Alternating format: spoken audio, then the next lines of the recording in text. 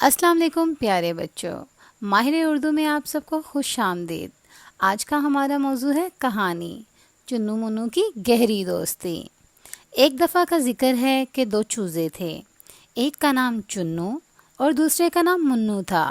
یہ ایک گاؤں کی بڑھیا کے گھر میں رہتے تھے اور دونوں انتہا کے شرارتی تھے، لیکن پیارے بھی اتنے تھے کہ سب جانور ان کی شرارتوں کو بھول جاتے تھے۔ چنو منو کی ماں جان نے ان کو یہ بتایا کہ بیٹا شرارت مت کیا کرو، بعض شرارتوں سے دوسروں کا نقصان ہوتا ہے، اور جس سے کسی کا نقصان ہو وہ شرارت نہیں ہوتی بلکہ غلطی ہوتی ہے۔ ایک دن ایسے ہی پھرتے ہوئے ندی کے پاس پہنچے اور انہوں نے دیکھا کہ بطخ آپا پانی میں پانی کے مزے لے رہی ہے۔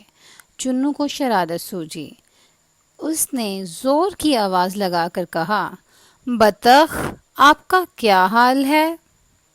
میں ٹھیک ہوں، آپ سناؤ، یہاں کیا کر رہے ہو؟ اتنی دور کیوں آئے ہو؟ انہوں نے کہا کہ ہم کو ماں نے بھیجا ہے کہ دور سے مکئی کے دانے لے کر آؤ، اور یہاں پر بکری دانے بانٹ رہی ہے۔ بطخ نے کہا کہ میں نے تو یہاں پر بکری کو نہیں دیکھا کہ وہ دانے بانٹ رہی ہو۔ انہوں نے جلدی سے کہا کہ وہ یہاں پر نہیں بلکہ پہاڑی کے پیچھے دانے بانٹ رہی ہے، اور آپ کے بچے بھی دانے لینے گئے ہیں۔ یہ سننا تھا کہ بطخ جلدی سے پانی سے باہر آ گئی۔ اس کو اپنے بچوں کی فکر تھی کیونکہ وہ بہت چھوٹے تھے۔ بطخ چنو منو کے ساتھ پہاڑی کی طرف گئی۔ چنو منو آرام آرام سے چل رہے تھے، لیکن بطخ جلدی جلدی چل رہی تھی۔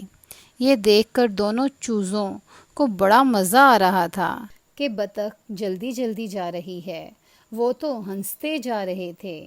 وہ دونوں آرام سے درخت کے پیچھے چھپ گئے، جبکہ بطخ پہاڑی کی طرف چلی گئی۔ وہاں جا کر دیکھا تو نہ تو بکری دانے بانٹ رہی تھی اور نہ ہی وہاں کوئی اور جانور تھا، بلکہ بطخ کے علاوہ وہاں کوئی نہ تھا اور نہ ہی بطخ کے بچے تھے۔ یہ دیکھ کر بطخ کو بہت غصہ آیا اور اس نے کہا کہ وہ چوزوں کی شکایت اس کی ماں سے کرے گی۔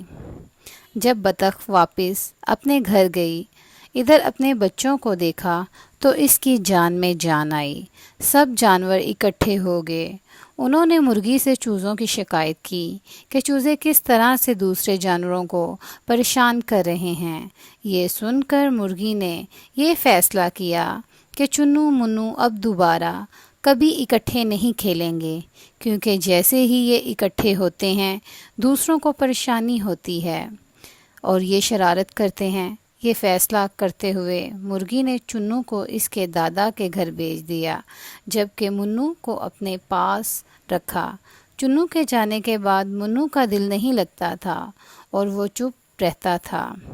جب جانوروں نے دیکھا کہ اب ویسے تو گاؤں میں سکون ہے، لیکن ان دونوں کے نہ ہونے کی وجہ سے گاؤں کی رونق ختم ہو گئی ہے، اور سب نے فیصلہ کیا کہ چنو منو کو دوبارہ اکٹھا کیا جائے گا اور ان کو بتایا جائے گا کہ وہ ان کو کتنے عزیز ہیں۔ ان کی وجہ سے تمام جانوروں کو پریشانی ہوتی ہے۔ اگر وہ شرارت نہ کریں تو سب ہنسی خوشی رہ سکتے ہیں۔